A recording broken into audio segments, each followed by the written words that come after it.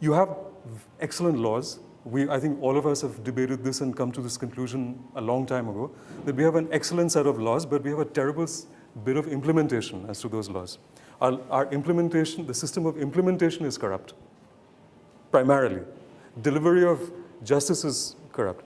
I was in a couple of months back at a fairly hi-fi security seminar in Mysore, which was a gathering of top CEOs, bureaucrats, including people from the national security establishment, top CEOs of this country, people from transnational corporations of Indian origin, not non-Indian origin. And we were discussing what? We were discussing internal security. The nub of it became governance. Governance was a key factor. Lack of governance leads to whatever. That's anyway, you're aware of that. They were thinking of mechanisms as to what would lead to. That's where the difficulty comes in. And I think there are various ways it's beginning to happen. I'm not preaching the solutions here, but I think it is very crucial to put in more mechanisms in place and for people to act to make those mechanisms stronger.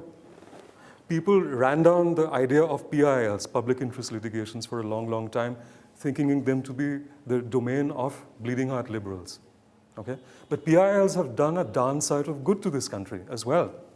They may have stopped some critical projects, but they have raised the awareness of what the bad things these projects could have done.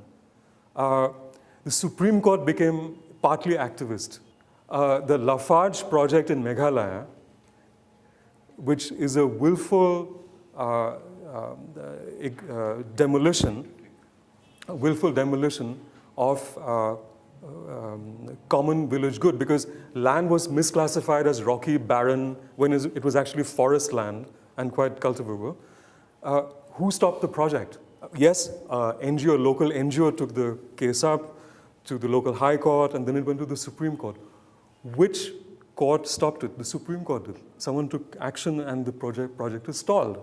Why did the Vedanta permission in Orissa pull back? Because some people took Vedanta's bluff and went to Vedanta and said, you say you're being good corporate citizens, but you're actually not, and this is how.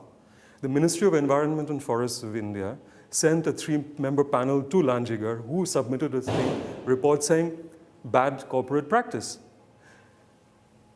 They disallowed the project from going through, from the mining to happen. Things are happening, but they're not happening with the kind of momentum as yet that it should. So the only way out is to make people accountable. You live in a so-called democracy. You have the right to vote. You are free-thinking citizens. But I think you need to stand up for the rights of the people out there for your own good.